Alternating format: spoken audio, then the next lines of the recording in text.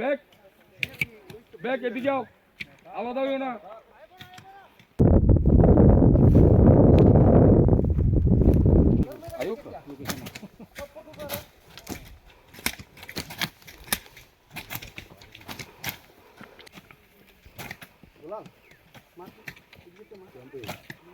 যা প্ল্যান্টেশনের একটা ইনফরমেশন ছিল সেই মোতাবেক গতকালকেই আমরা আমাদের মাননীয় এসপি সাহেবের কাছে আমরা আজকে সকালবেলা আমরা এখানে লালচিমুড়া বংশীবাড়িতে গাঁজা প্ল্যান্টেশনের একটা ইনফরমেশন ছিল সেই মোতাবেক গতকালকেই আমরা আমাদের মাননীয় এসপি সাহেবের কাছে আমরা রিকুইজিশন প্লেস করি যে যেহেতু এটা একটা আইসোলেটেড জায়গা, ফরেস্ট ল্যান্ড পুরা এলাকাটাই, তো আমরা সেই মোতাবেক রিকুইজিশন দেওয়ার পর এসপি সাহেব আমাদের আজকে প্রচুর পরিমাণ সিআরপিএফ, টিএসআর, আমাদের পুলিশ, ওমেন কনস্টেবল সবাই নিয়ে আমরা সকালবেলা ভোরবেলা থেকে আমরা থানা থেকে বেরিয়েছি।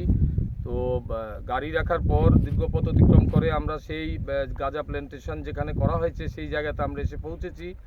সকাল থেকেই আমরা এই ফরেস্ট ল্যান্ডের ভিতরে দেখতে পেলাম ইমেচিউর প্রচুর গাঁজা প্ল্যান্টেশন করা হয়েছে। টিলা, লুঙ্গা সব জায়গাতেই গাঁজা প্ল্যান্টেশন করা হয়েছে।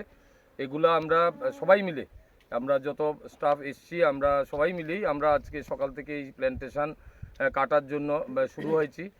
দেখতে পেয়েছেন সকাল থেকেই কাটিং শুরু হয়েছে, এখন দুপুর গড়িয়ে যাচ্ছে। তো এখন পর্যন্ত যে সমস্ত জায়গাগুলা প্লটগুলা আমরা লুঙ্গা এবং টিলা মিলে প্রচুর এলাকা আপনারা দেখতে পেয়েছেন আমরা ডিস্ট্রাকশন করেছি।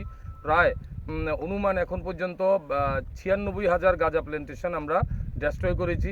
এগুলা সবটাই চারিদিকে ফরেস্ট ল্যান্ড, এটা লালচিমুড়া বংশীবাড়ি এটাতে ফরেস্ট ল্যান্ডের মাঝখানেই টিলা এবং লুঙ্গার মধ্যেই এইভাবেই লিগ্যাল গাঁজা প্ল্যান্টেশন করা হয়েছে। তো আমাদের কাছে আরও কিছু ইনফরমেশান আছে, সেগুলো আমরা ডেইলি বেসিসে আমরা এগুলা কাটিং করব। আমরা